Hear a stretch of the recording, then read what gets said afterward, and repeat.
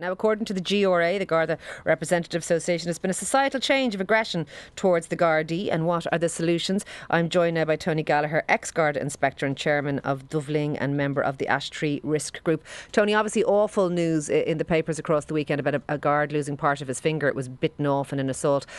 Don't want to get into that because it's a matter before the courts. But in general, are we seeing worse and worse levels of aggression and assault towards Gardaí? Yes, good morning, Ciara. Good morning, Shane. So, there is, and it's been fueled by cocaine. I mean, that's the new phenomenon. It's getting to be a more defiant society in terms of the commission of crime.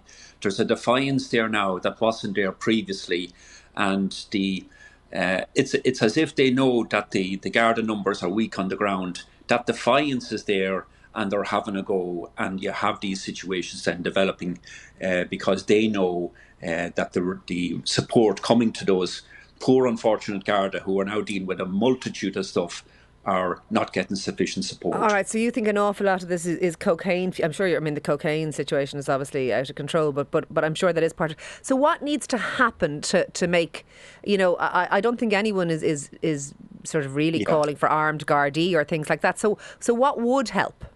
Yeah, you have two pieces of legislation there, Ciara. The Criminal Justice Public Order Act at this stage now is 28 years old. It's 1994. And the Non-Fatal Offences Against the Person Act is 25 years old.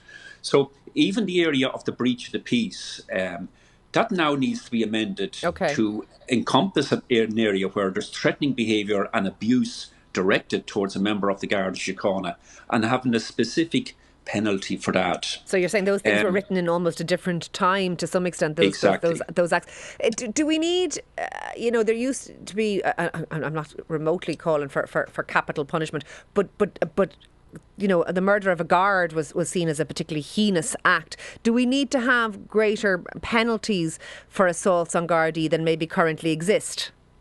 Well, what you have there, Ciara, is the Non-Fatal Offences Against the Person Act legislation as well. And you have to come to quite a threshold for a Section 19 assault to be preferred. And that's the only piece that mentions a Garda. So you need to revise that again, because the Section 2 assault is the preference, or the Section 3 of the DPP. But there needs to be a new amendment there for a direct assault on the Garda.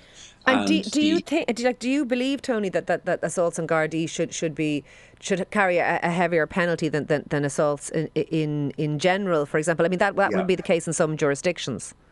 Well, the jurisdiction of the district court is 2 years, and I mean that's ample enough if the 2 years was being applied. So there is a school of thought where the threshold of the jurisdiction of the district court perhaps should be raised to 5 years. Yeah. And in that sense, then you'd have less trials becoming the circuit court, and you should have the offences dealt with more expeditiously. Yeah, look, I'm not sure we'll come up with the solutions this morning, but it does look like something will need to be done currently. I'm sure the morale of the force is sorely affected by all of this. Thank you for speaking to us this morning. That is Tony Gallagher, their ex-Garda Inspector and Chairman of Dovling.